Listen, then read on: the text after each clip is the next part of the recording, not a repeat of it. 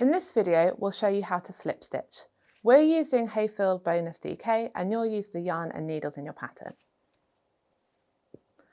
I'm going to show you how to slip stitch two ways. First, we're going to slip stitch knit ways, and then I'm going to show you how to slip stitch purl ways.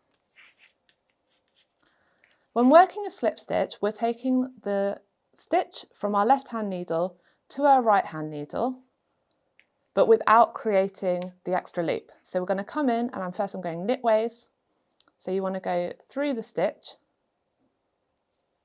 knitwise, and then we come through the stitch, and without wrapping, we now just slip that across, transferring it from our left hand needle to our right hand needle. So I'm going to show you that again. So if I'm going to slip the next stitch, knitways, we come in through the stitch from our left hand needle to our right hand needle. I'm now going to show you how you'd slip your stitch purlwise. This time we're going to come into the stitch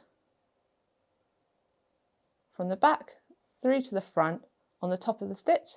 We're now going to transfer that stitch from our left hand needle onto our right hand needle. And I'll go through that again. So we come into the stitch purlwise, so as if we were purling.